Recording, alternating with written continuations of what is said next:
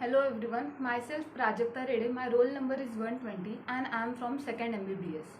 So today's my topic is antileprotic drugs and we are going to see this topic in 4 different subtitles, that is classification of antileprotic drug, then treatment of leprosy, then multi-drug therapy, and throughout this session I am going to call it MDT, and lastly we are going to see the reaction which are involved in leprosy. So before starting the antileprotic drugs, firstly we need to know somewhat some basic things about what actually leprosy is. So leprosy is caused by the causative agent called as Mycobacterium leprae, which is a bacteria, and leprosy is a chronic granulomatous infection. So at which site leprosy mainly affects? So the site are skin, mucous membrane and nerves. India has largest number of leprosy patients in the world. Now, who has divided leprosy into two types? One is paucibacillary, other is multibacillary. Paucibacillary is kind of less severe form of leprosy, while multibacillary is kind of more severe form of leprosy. So as I have already told you that paucibacillary is less severe form, so it will have less bacillary load. Same, it will be non-infectious, and also this number of skin lesion will be less in case of paucibacillary. It will range from 1 to 5 skin lesions. Then paucibacillary leprosy include tuberculoid leprosy and borderline tuberculoid leprosy. Now comes multibacillary leprosy, which is somewhat more severe form, and as it is a severe form, so the bacillary load will be more, it will be infectious, skin lesions will be more, they will range from 6 or more than 6, and it will include lepromatous leprosy, borderline lepromatous leprosy and borderline leprosy. Now we will move towards the classification of antileprotic drugs.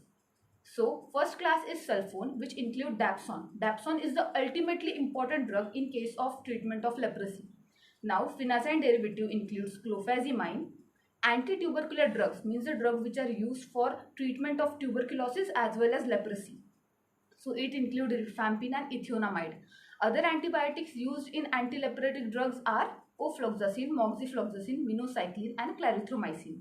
Now among these the main are dapsone, clofazimine and rifampin. These three are of ultimate importance in the case of antileprotic drugs. So we are going to see this in detail. First one is dapsone, as I have already mentioned that it is the utmost important drug in leprosy. So it is a sheet anchor for treatment of leprosy. It is taken orally in the form of tablet and its dose is 25 or 50 or 100 milligram. It is metabolized in liver and it shows cumulative effect, that is additive effect, because it is retained in the tissue, that's why it shows additive effect. Then mechanism of action of dapsone is similar or it's same to that of sulfonamide. Now what is the mechanism of action? So PABA is converted into folic acid in presence of folate synthase, but this process of conversion of PABA into folic acid is inhibited by dapsone. As all of you know that there are adverse effects of each drug. So the adverse effect of dapsone are mild hemolytic anemia. That's why it is contraindicated in patients who are suffering from anemia. Second adverse effect is gastric intolerance. Third one is cutaneous reaction, means which are prominently seen on the skin like itching, rashes. That's why it is contraindicated in patient who has or who shows hypersensitivity reaction. Last adverse effect is sulfone syndrome. Now what is sulfone syndrome, right? Sulfone syndrome means the reaction which develop after 4 to 6 weeks after you take dapsone, right? So in sulfone syndrome you are going to see fever, malaise, desquamation of skin. And now how to treat this sulfone syndrome, right? So firstly we need to stop dapsone and then we need to institute corticosteroid in the patient suffering from the adverse effect of sulfone syndrome. Now next is clofazimine. So see, clofazimine has two property. One is it is leprostatic and secondly it is anti-inflammatory. So as it is anti-inflammatory, it has a major role in leprae reaction. Okay. So mechanism of action of clofazimine is actually putative, means it don't have just one mechanism of action, it works through three. What are these three? First one is interference in the function of DNA of Mycobacterium leprae. Second one is alteration in the membrane structure, and third one is disruption of mitochondrial electron transport chain. These are the three mechanisms of action. Some of the peculiar pharmacokinetics of clofazimines are they are deposited in the tissue as needle shaped crystals and they are taken orally.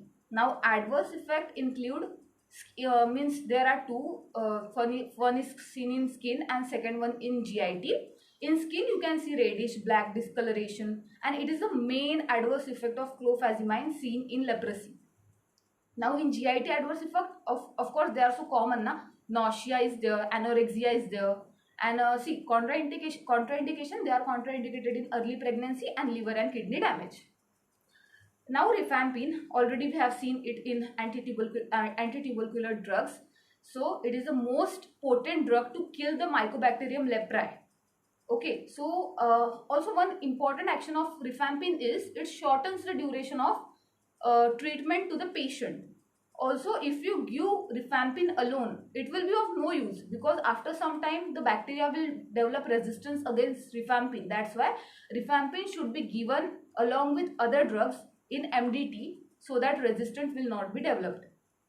Again, it is contraindicated in patient with hepatic or renal dysfunction, and secondly in leprosy patient who shows reversal of reaction. Okay, then other drugs means these drugs which now I am going to tell you are used as adjacent drug or additional drug which you can use in place of dapsone, rifampin and clofazimine in case if there is intolerance of one drug. For example, if rifampin is resistant, so you can use ofloxacin in place of it in MDT, right?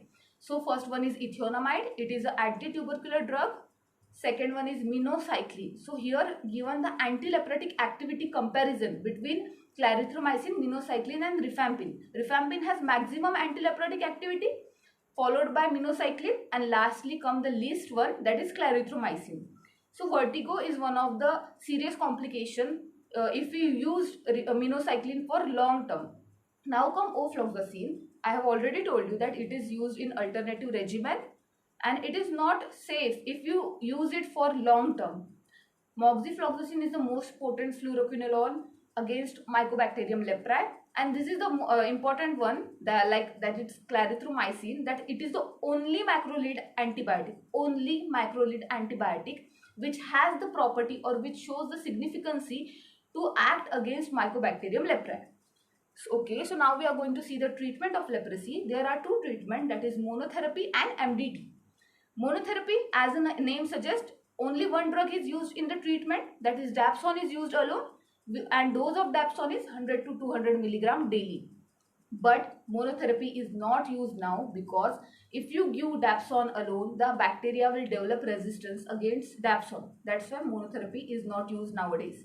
MDT, multi-drug therapy, it is the regimen of choice for treatment of leprosy, because okay, now we are going to see the next topic as MDT only.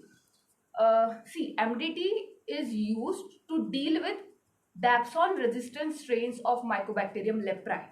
Then secondly, they are used to shorten the duration of treatment. Which drug is used here? Rifampin, right? As well as third one is to eliminate the microbial persisters. Microbial persisters means suppose you give a drug to a patient and the microorganism inside the patients are not killed fully. They persist in the body somewhere. So this kind of microbes are called as microbial persisters. So what are the advantage of MDT, right? So they are effective in dapsone resistance. Second is quick symptomatic relief. Third is chances of relapse decreases because so many drugs are used at a time. And fourth one is no resistance to rifampin has developed after the use of MDT.